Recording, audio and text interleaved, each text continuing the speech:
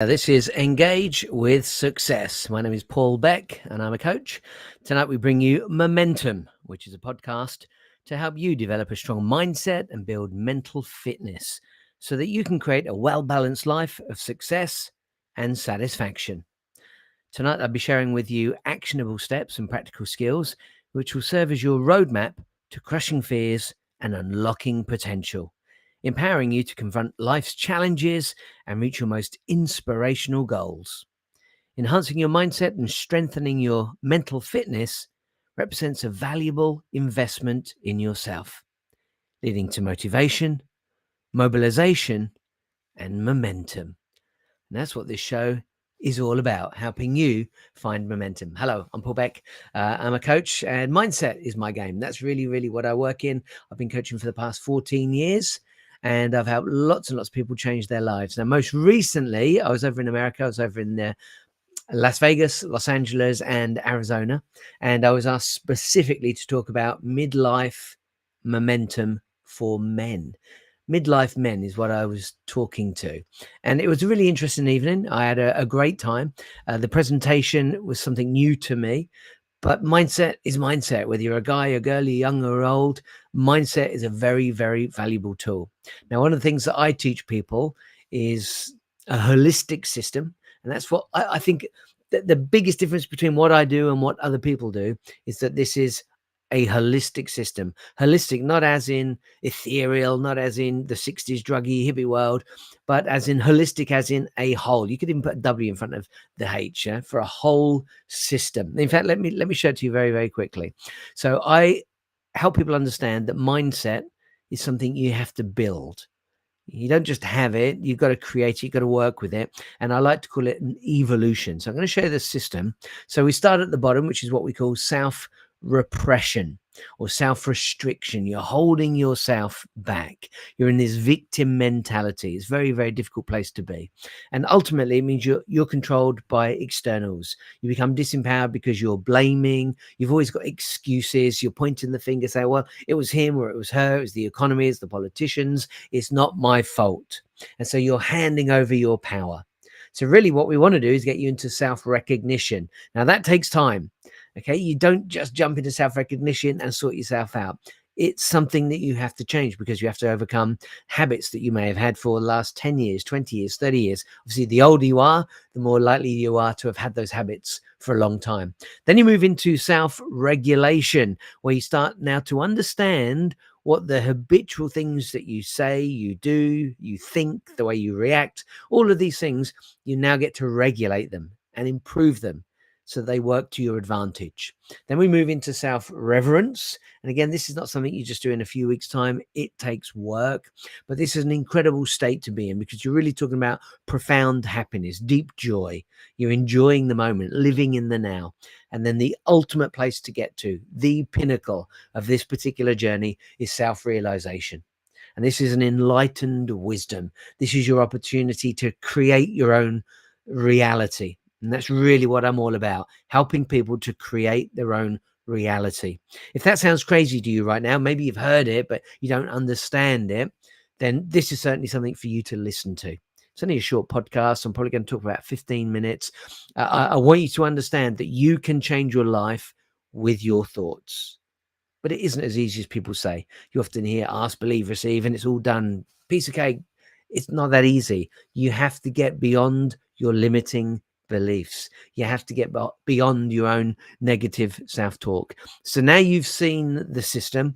One of the things that came up when I was in Los Angeles, somebody asked me, how do they know if they're stuck in self-restriction or self-repression? How do they know that they're stuck there? And I found that really interesting question. So I actually today took the opportunity to write down 15 things that would be a great indication that you are on that lowest level. You are in that victim status. You are in self-repression or self-restriction because you're restricting your own life. You're putting the brakes on. You're stopping yourself from moving forward as quickly, as effectively as you could do. So I'm going to go through these 15 things. If any of them resonate with you, then I highly recommend that you do a little bit of personal development. You get into self-help.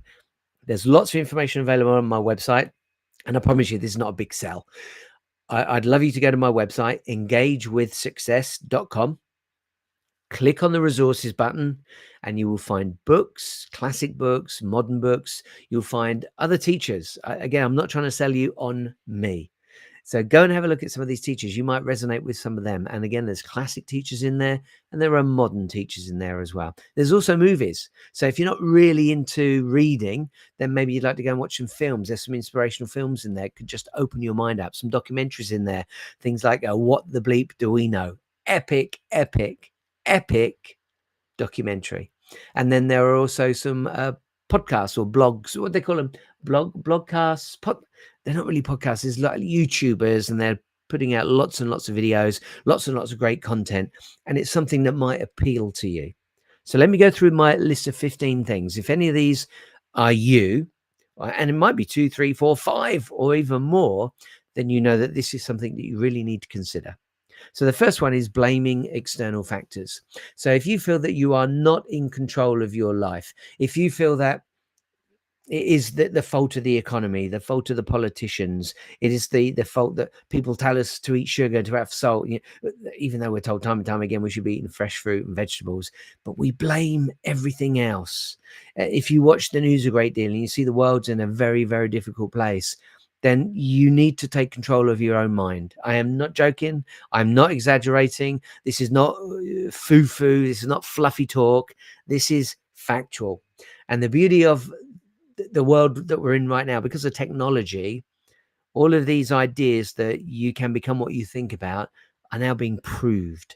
They're now being proven. This isn't something that maybe 100 years ago, and there were books around, I've listed lots of them, books around 100 years ago telling us about this, but nobody believed it. And now, because of science, because of technology, because of the tools that can measure our brain waves, can measure cosmic waves, can measure the energy coming out of our body, and not just measure it, but even photograph it, this stuff is becoming real. There's a very good chance you heard of the term neuroscience, the science of the brain. And so now we have a better understanding of how the brain works. And if we know how to use the brain, and we know how it works, then we can make it work to our advantage. So if you're pointing the finger of blame at everything else or everyone else, it's my boss's fault, my wife's fault, my husband's fault, whatever it may be, you need to consider this program. No joke.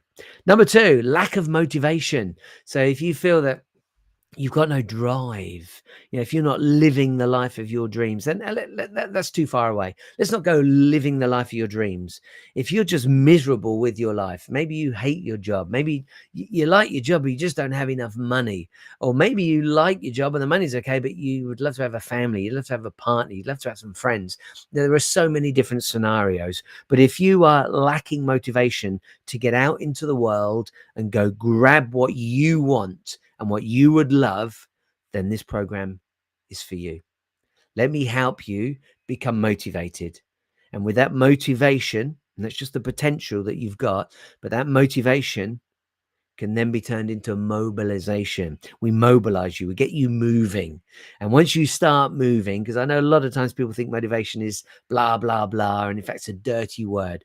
But the fact is that motivation can just be that beacon of light to get you to move forward, so that you now start to take these baby steps. And once you start to take these baby steps, that's when you can expect to see results. And once you get results, you will believe that this stuff works. So you go from motivation to mobilization into momentum. And just like pushing a car, when a car doesn't work, you got to get behind it and maybe have a friend, 2 friends push it. And it's really hard to get it going. But once it gets going, once those wheels are going around, it gains momentum and it gets easier and easier and easier. And it's exactly the same with this stuff. So I'm not trying to pull a wool over your eyes and tell you this is easy. It's tougher at the beginning, but it does get easier and easier and easier. Here's a good one. Number 3. Procrastination.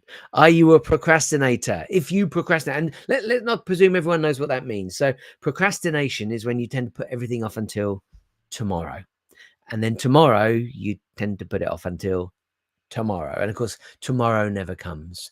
So if you are a procrastinator, if there is something that's stopping you from getting things done, and it might be trying to change your job, it might be trying to get a promotion, it might be writing a book. It could be a hobby that you've wanted to do for a long, long time. Might be some DIY around the house. This is all procrastination. And the truth is, I'm going to let you off the hook here. Almost everyone procrastinates in one way or another. So we might be, I'm very goal driven, and I'm not afraid to get up and I do this and I do that and I do the other. But there will be some areas of your life that you probably procrastinate in. And that might be, I don't know, maybe paying off the bills. It might be trying to get the mortgage paid earlier than you'd planned. It might be taking the wife out, going out on a date night, once a month, or maybe it's your fella doesn't want to do it, and you just keep putting it off and putting it off and putting it off. Procrastination will allow the weeks, the months, and the years to go by. It's often called the thief of time. Let's go on to number 4, a lack of progress, kind of linked to procrastination. So if you can't progress in your life, maybe you're quite comfortable where you are, and you are in a comfort zone. I dare say you've heard that term. And once we're in that comfort zone, it can be hard to get out of it. Why? Because we're creatures of habit. And this is what happens. This is the way the brain works. It learns what we do. And the more we do it, the more it learns it. So eventually the subconscious mind takes over and you don't have to do anything. So the chances are you can get in the shower and not even think about it. Chances are you've been in your car and been on a journey, if you have a car, and you've driven somewhere and you do it so often. Let's say going to work, Monday to Friday, week in and week out, year in and year out. And now there are times when you can get to work and you don't even remember the journey. You're too busy listening to the radio, listening to a podcast. You don't even remember the journey. This happens a lot. This is very, very typical. But what we want is for you to be awake, become woken up, so you can really enjoy living every moment of your life, become empowered, get excited, get motivated. That's really what this is all about.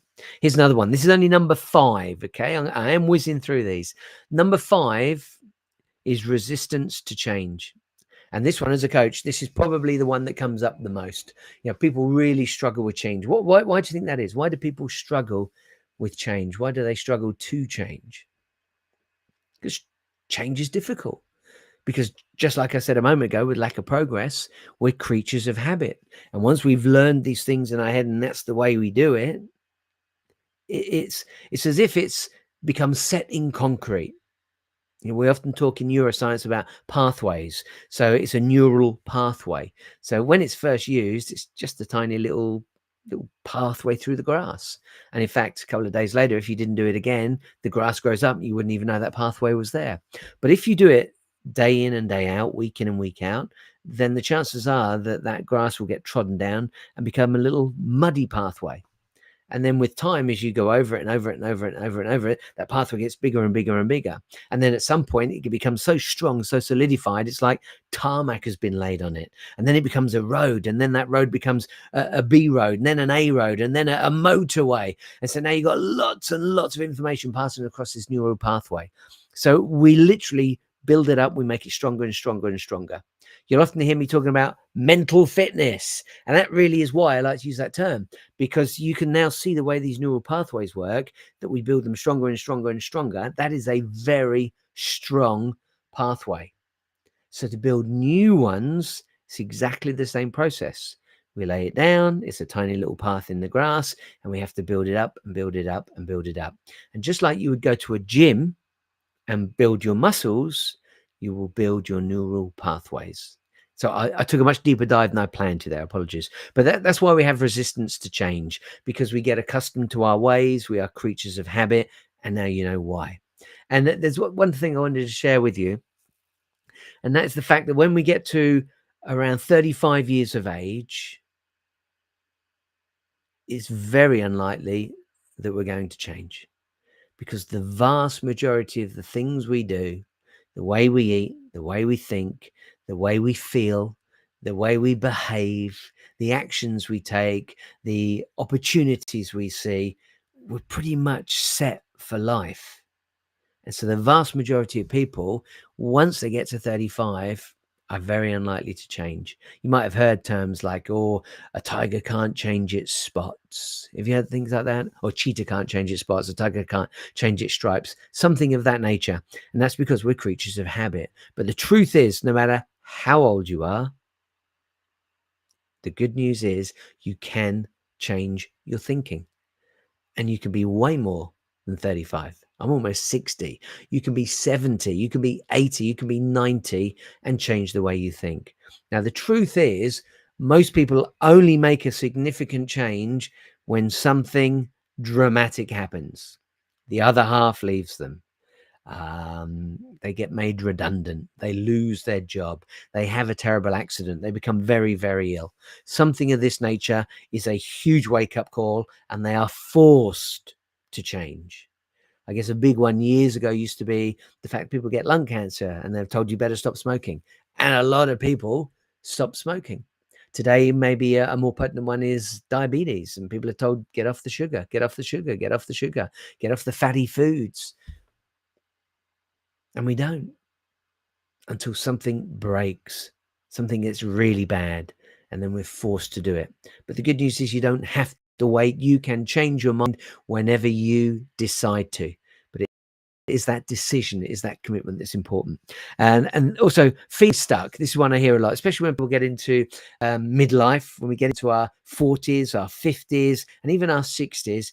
This is when we feel stuck. I'm not going to take a deep dive on that tonight, but in fact, any of these, I could take any of these subject headings here and talk about them for a good 15, 20 minutes. There's no doubt about it. And explain to you why we get into this situation. And this is all very typical of human beings, but it doesn't mean it's right. And it doesn't mean we have to accept it. And that's really what this podcast is all about. So the moment you say, I want more out of life, I'm sick and tired of feeling stuck. I'm sick and tired of not being able to have all the holidays I want. I'm sick and tired of being on the hamster wheel to pay the bills. Then this podcast is for you. Let me do some more. I'm going to whiz through these because I'm probably taking way longer than I said I would. Yeah, there's a little clock on the screen here. I can see I'm at 17 minutes already. Apologies. I'm going to try to keep it quick. So settling for mediocrity, that's another one. The reason we settle for mediocrity, we might even inside feel like we want to do more, but we just can't do it. And the reason for that is very, very simple. We're in our comfort zone. And to do something different, to push ourselves beyond the boundaries that we're accustomed to, it can be tough. Fear of failure. Now, fear of failure is slightly different.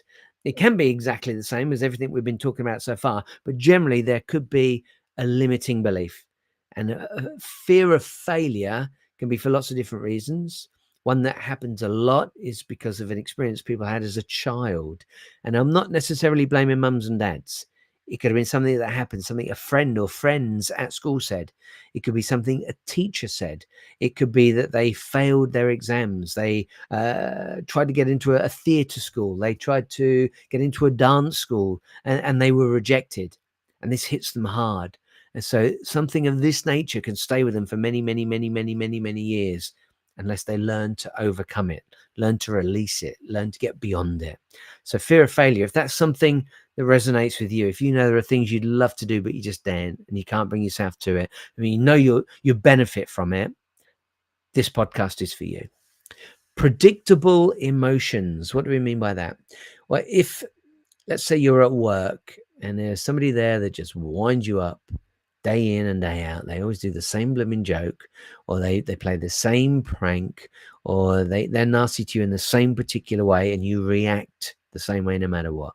Predictable emotions. If you can feel the anger and you know that there are certain triggers, that's because you're stuck in your ways. And so what we need to do is open up your way of thinking. Let me take you through that pyramid once again. The first step is self-recognition. I'll put it on the screen. So we move into self-recognition. Once you can recognize those patterns, once you can recognize these predictable emotions, thoughts that you get over and over and over again, then you've got the opportunity. Once you recognize it and you become aware of it, then you've got the opportunity to regulate it. And that's why this system is so important. These little steps, we work our way up through them.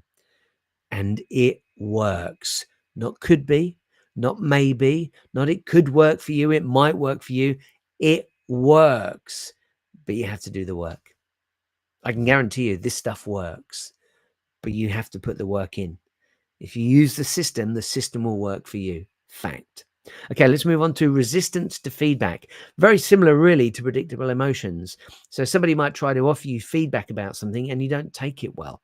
And that's because you're stuck in your ways. You can't see it any other way. Well, I've always done it that way. Why should I have to do it differently now? All of these things are because you are stuck in your ways. And if we can get you to open up and get beyond fear and not be afraid to do things the way that you currently do, then you've got an opportunity to improve your life dramatically. Repetitive thoughts and actions. This is very much like predictable emotions. Again, all of these, you should see all of these are tying into each other. So if you start thinking right now, I'm repeating myself, I am, because these are all symptoms of being in that self-restricted area. You are repressing yourself. You are holding yourself back. You are not allowing yourself to access your full potential. And that is what I'm all about. Unleashing potential, giving you the opportunity to be the best version of who you are. Let me finish these off. So number 12, negative self-talk. I'm a huge fan of dealing with self-talk. Now, for many years, I called it the inner critic and the inner coach. The inner critic will be the negative voice. Blah, blah, blah, blah, blah, blah. And then you've got the inner coach, which is the positive voice. And it's said that there are around 90% negative thoughts in our head and only 10% positive. So you can imagine the coach is far weaker than the critics. But there is new science coming out all the time. Like I said earlier, neuroscience, never been a better time to do this type of work because now it's proven. And there is now information and books available to you that will show you that your self-talk, in fact, we like to call them saboteurs. The saboteurs, and you've probably heard the term self-sabotaging. These saboteurs can hold you back. If that's something you suffer with, please reach out to me because I have a program that will really change your life. So if you know that you can hear that negative talk, it's holding you back. Or if you like the idea of finding out what your saboteurs are, what are they? Who are they? What do they say? How do they work? And then you'd like to lean into the positive ones, reach out to me and I'll happily share more information with you. So negative self-talk, that was number 12. 13, a limited comfort zone. Maybe you know you're in your comfort zone. You're very much aware of it. And listen, if you're happy where you are right now, if you're happy in your comfort zone and you don't yearn for something greater, you don't have to do any of this. If you're happy, you win. I'm not trying to tell you that you've got to change your life. You got to tell me if you want to change your life. So if you're extremely happy right now and you've got negative self-talk, but you deal with it and you're a happy camper, great. Who cares? If you've got predictable emotions, but it makes you happy and your life is great, your wife doesn't care, or your husband doesn't care, your kids don't care, you're just getting on with everything, you've got the same emotions over and over and over again, and you're happy, then you win. That's the ultimate goal in life, happiness. So if you've got happiness, this doesn't matter. But if you know you could be happier, if you know you'd like to earn more money, if you know you'd like a bigger life, a better car, a better house, a different job, if you'd like to follow your passions, maybe you don't even know what your passions are and you'd love to find them, then this work is certainly for you. A couple more to go. A limited social circle. There are several reasons for that. Maybe you're not really a sociable person. Maybe you love your own company. Again, I'm not telling you that you have to have loads of friends. You do not. I don't have a lot of friends, a lot of acquaintances, but I really only have a handful of very, very important friends. But the fact is, if you would like to have more friends, or you would like to go out more, or you'd like to have more friends coming around to dinner, whatever it is you like to do, maybe you want to go dancing, maybe you like to go and join pub quizzes on weekends. It could be anything. Maybe you like the idea of playing more golf. Maybe you like the idea of joining a five-a-side football club. It doesn't matter what it is. If you're not as social as you would like to be, then this work is for you. And my final one, number 15, is avoidance of discomfort. If avoidance is discomfort is something that happens to you a lot, if you are really almost in pain to think, well, if I do something different, if I move out of my comfort zone, I will be in discomfort. This work is also for you because you are self-restricting. You are holding yourself back. And there's nothing worse. So if you know, or if you would like to be more, do more, have more, then this work is for you. Listen to this podcast, and I will share lots of tips. I will share lots of strategies, and I'll even provide lots of forms and things that you can use to help you improve your life. And if you'd like to work with me, then again, just reach out. I'll put some more information on the screen. I'll pop up my name. Let's put the name of this particular program up on the screen. And if you know somebody that maybe would like to have a 15-minute call just to learn some strategies, find out a little bit about themselves, feel free to send them to engagewithsuccess.com. If you know somebody or a group or an organization that might enjoy a 45-minute presentation about motivation, about mobilization, about momentum, then this is certainly something that I'd love you to send my way, and I'll go and do a free of charge talk. I do lots of these, and this is really a great way for me to get people to know my work and what I'm all about. Okay, one more thing I want to share with you, and I got to hurry up because I can see I'm almost done half an hour, and I was purposely trying to keep this short. But if you're wondering, okay, some of those things might be me, but I'm not sure that they are, then there's a quick and easy way to test it. Because I often say, my words, what I say to you, I can talk till the cows come home. It doesn't make any difference to your life. You need to prove these things to yourself. Your experience of things working is what will change your life. So I can feed you, I can guide you, I can give you lots of information and techniques and strategies and ideas to trial, but you must trial them. And then when you get an experience, when you go, oh my goodness, that was an insight or a light bulb moment, when you gain some new information and prove to yourself that this works, then you believe it. And once you believe it, it becomes a game changer. So here's a simple task for you. If you're wondering, are you stuck in your comfort zone? If you're wondering, am I in self-restriction? Which is exactly that question I got asked in Los Angeles. Let me share some ideas with you. One of the things that I really advocate is having daily rituals, things that you get up and you do immediately to start your day off. Big one for me is getting up nice and early and having some time to yourself. I've often talked about the hour of the power of hour, the hour of power. And I think it's become pretty popular right now. You might find, probably shouldn't call it mainstream, but if you were to Google hour of power, I dare say you'll find stuff out about it. And personally, what I like to do is 20 minutes of mindfulness or meditation. So I just close my eyes, and I'll do a lot more on this as we go through the podcasts, but really, really important. Just so simple to understand. When you close your eyes, you close all of these things around you.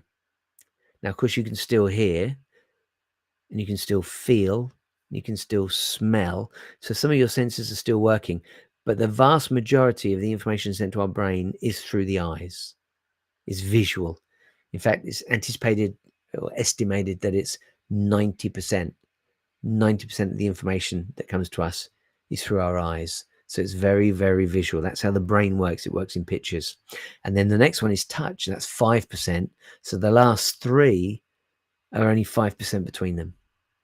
Amazing, isn't it? So closing your eyes just to meditate, closing your eyes just to breathe deeply can make a big, big difference to you, because you're closing down the senses and you're going into the inside world.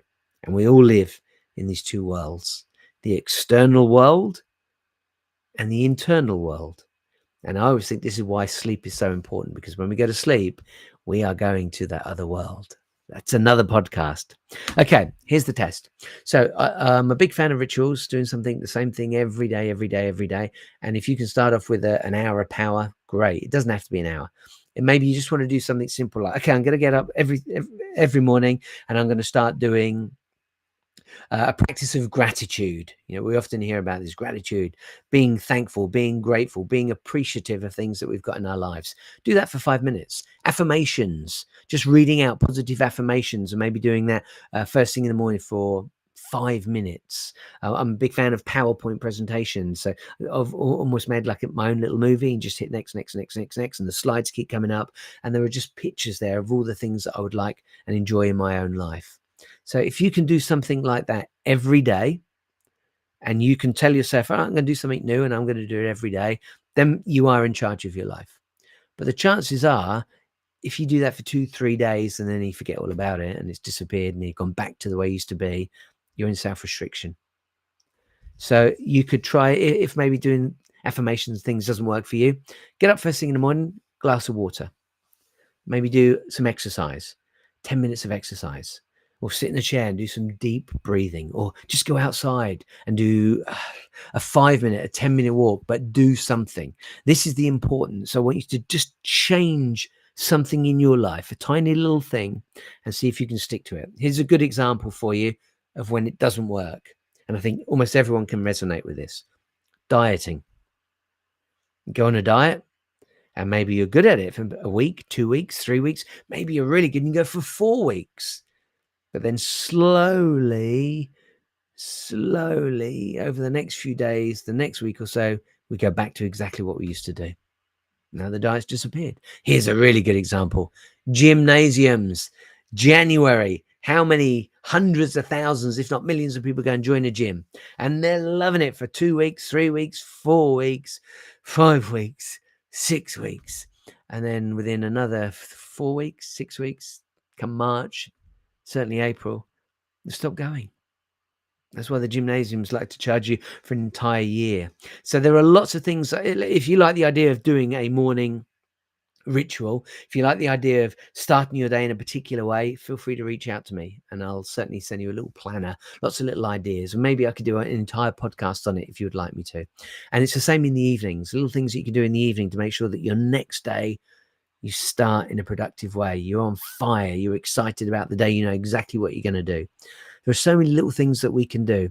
But just like the diet, just like going to the gym, we start off, we have great intentions, we have a desire, and then it disintegrates. And that's why you often hear of self-development, self-help being called shelf help, because people buy a book, they get very excited, they're motivated. And this is why motivation often gets a dirty word, because we are motivated. We do feel it. We are excited by it.